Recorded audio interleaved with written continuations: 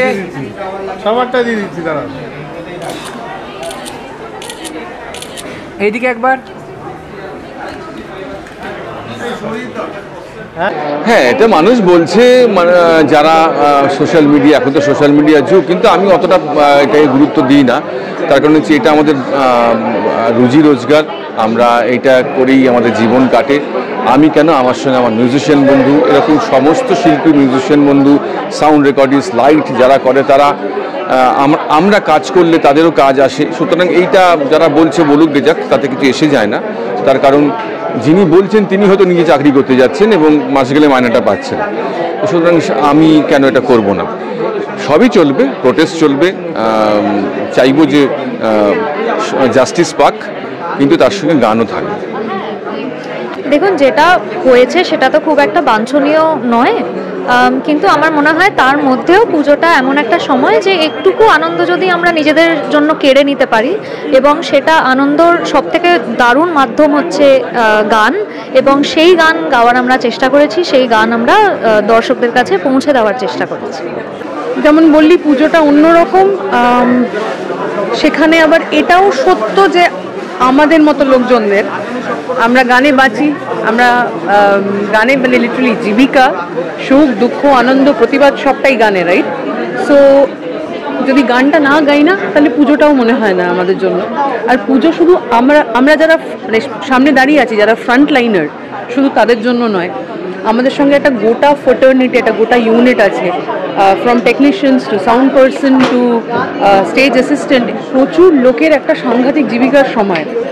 এই যে ভিডিওটা আমরা দেখছি, সেই ভিডিওটার সামনে আমাদের কজনকে দেখা যাচ্ছে, পেছনে ডান্সার্সদেরকেও দেখা যাচ্ছে কিছুটা, তার পেছনে যারা রয়েছে তাদেরকে দেখতে পাচ্ছি না। তাদের জন্য এই ভিডিওটা খুব ইম্পর্টেন্ট, ঠিক ততটাই ইম্পর্টেন্ট আমাদের জন্য।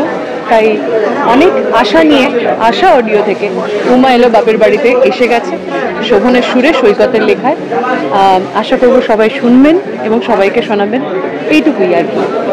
কাজ নিয়ে দেখো, এটা রুজি রুটি, আবার সেই সাথে ভালোবাসার জায়গাও গানটা। তো গানটা আমাদের মানে ভালোবাসা বলি বা প্যাশন বলি, যাই বলি, তো সেই কারণে আমরা তো নিঃশ্বাস নেওয়া বন্ধ করতে পারি না। তো গানটা আমাদের নিঃশ্বাস প্রশ্বাসের মতো, রুজি রুটি যত না বেশি, তার থেকে ভালোবাসার জায়গা। তো সেই কারণে সেই সূত্রেই আমাদের কাজ তো করতেই হবে। তো এই এখন যা সিচুয়েশন, সেই সিচুয়েশনটাকেও মেনে নিতে হবে। হ্যাঁ, কিছু কিছু জিনিসপত্র হ্যাম্পার হচ্ছে, সেটাও মেনে নিতে হবে, কিন্তু হ্যাঁ, আমরা নিজেদের মতন করে যতটুকু পারবো, সবসময় তো একদম মুষড়ে পড়ে থাকতে পারি না। মানে একটা সারাদিনেও দেখবে কখনো আমরা রাগি, কখনো আনন্দ করি, কখনো দুঃখ করি, তো ওরকম। তো প্রতিবাদও প্রতিবাদের জায়গায়, গানও গানের জায়গায়। তো সেই এরকম একটা সিচুয়েশনে দাঁড়িয়ে আমাদের গানটা বোধহয় 30 তারিখে রিলিজ করছে। তো দেখলেই বুঝতে পারবে যে আমরা খুব আনন্দ করে, মানে যখন আমরা অন শুট আছি, তখন তো ডেফিনেটলি আনন্দ করতেও হবে এবং সবাইকে আনন্দে রাখতেও হবে।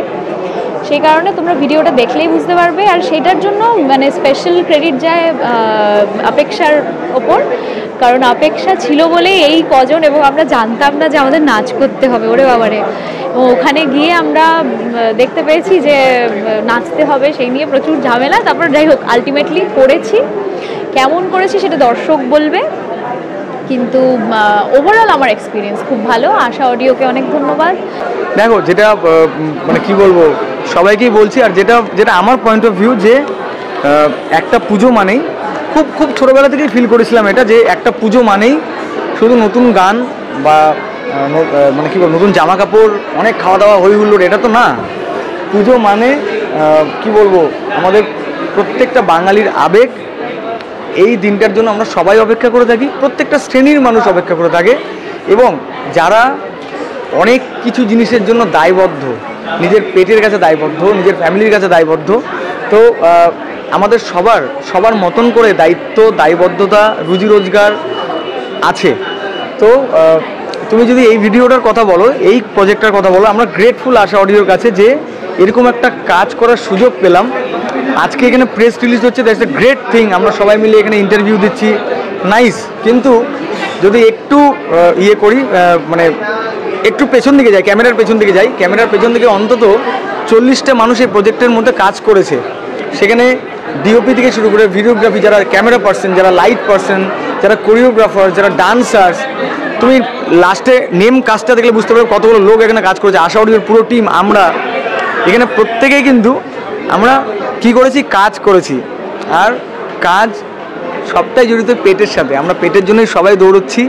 তো আমার মনে হয় যে পুজো থাকুক, আমাদের বাঙালির আবেগ পুজো, মা তো আসবেনই, এটা আমাদের সবার কাছে একটা খুবই আনন্দের ব্যাপার। আমাদের এই পারিপার্শ্বিক পরিস্থিতি মানে অনেকটাই খারাপ, আমরা সবাই জানি, কিন্তু তার মধ্যেও আমরা মনে প্রাণে চাইছি যে হ্যাঁ মা আসছে, আমরা সবাই আনন্দে থাকি, নিজেদের কাজ নিয়ে থাকি, নিজেদের দায়িত্ব দায়বদ্ধতা সবার মতন করে পালন করি। হ্যাঁ, আমরা সবাই চাই যে আমাদের পারিপার্শ্বিক পরিস্থিতি সুস্থ হয়ে যাক, আমরা আবার সুস্থ স্বাভাবিক জীবনে ফিরে আসি। কারণ মোস্ট ইম্পর্টেন্টলি বারবার করে বলতে হবে এই জিনিসটা যে আমরা দুটো লকডাউন ফেস করে দাঁড়িয়ে আছি 2024-এ। তো রাইট নাও এই মুহূর্তে আমাদের কাজের ইম্পর্টেন্স অনেক বেশি, আমার কাছে অনেক বেশি, ঠিক আছে? কারণ আমার যে সমস্ত দায়বদ্ধতা দায়িত্ব সেটা কাজের মধ্যে দিয়ে আমাকে পালন করতে হয়। তো আমি আশা অডিওর কাছে চিরকৃতজ্ঞ যে এটা আমাদের সবার কাজ, আমরা সবাই মিলে একটা কাজ তোমাদের সামনে নিয়ে আসার চেষ্টা করেছি। কি চেষ্টা করেছি, এন্ড অফ দ্য ডে যে আমরা একটা পজিটিভ মেসেজ দেওয়ার, তোমাদেরকে একটু আনন্দ দেওয়ার চেষ্টা করেছি আমরা সবাই মিলে, যাতে এরকম পারিপার্শ্বিক পরিস্থিতির মধ্যেও সবাই একটু হাসে। আর পুরো গানটা কি রেকর্ডিং সেশন বলো কি শুটিং সেশন বলো, সবটাই আমরা প্রচণ্ড হইহুল্লোড় করে আনন্দ করে তোমাদেরকে আনন্দ দেওয়ার জন্যই আমরা এই কাজটা করেছি।